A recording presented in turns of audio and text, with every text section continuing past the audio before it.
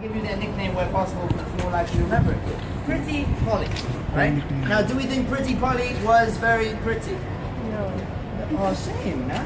It's told us that they weren't. They weren't, okay? She was not a very attractive lady. She loved the gin. She had no teeth, and she was about 5 foot. Everybody was a bit shorter back then.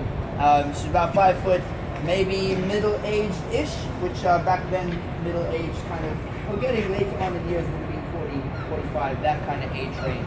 You know, people have much longer life expectancies now.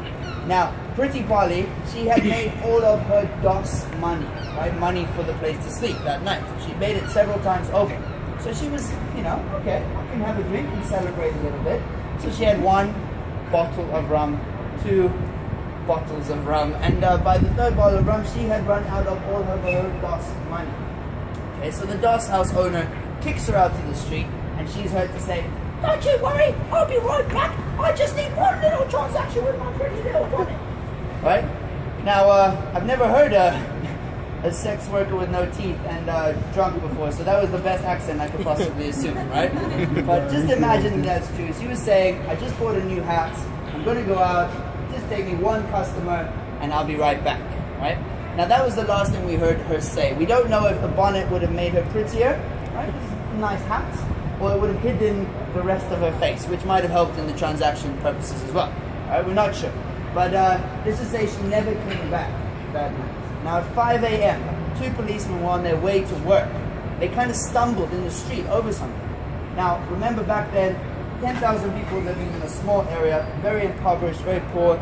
We also didn't have electricity, right? We had some kind of gas lanterns, but they were also expensive, so we didn't really do that in East London. It was quite dark and quite grim.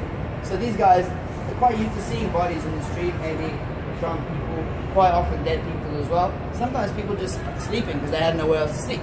So they kind of prod a little bit, they can't see much, they feel for a pulse, they feel a very weak pulse. Body feels a bit warm, so it could very well be the effect of alcohol, right? So they're like, "Oh, we're late for work." It's fine. So they quickly run off, and coincidentally on their way to work they see another police officer. He has a lantern, and they say, "Oh, just go around the corner and check to see if she's still okay." As he does come around the corner to check, shines his lantern over the body.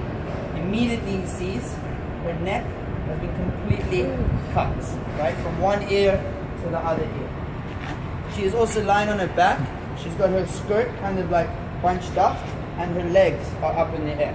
Now that is the position that most of Jack the Ripper's victims will be found in later, right? Now, when they later take her to a doctor's surgery around the corner, doctor cuts away the dress and everything. Strangely enough, the dress isn't really covered in blood, right? The policeman, when he shone his lantern, didn't see any blood.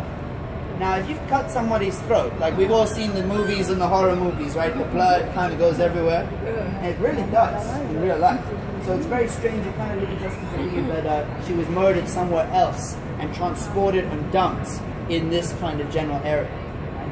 Now, when the doctor does remove her dress, he sees that she's been viciously cut from belly button to the throat, right? Pretty much almost cut in half from top to tail, or from stem to stern.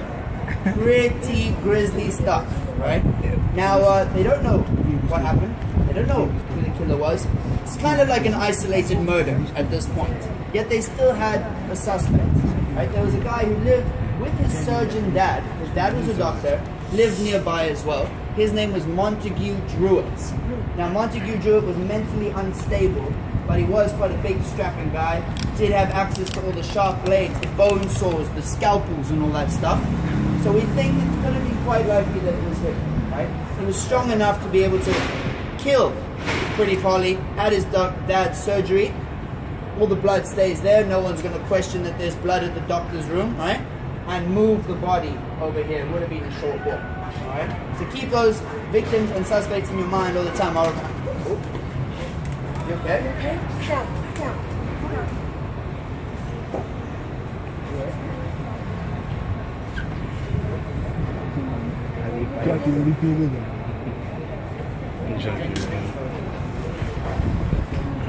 Montague Druitt was still that he was very likely suspect, right? Now, usually I'm walking up, but I'll just tell you the next part of the story while we're here, so you can sit down. That's cool?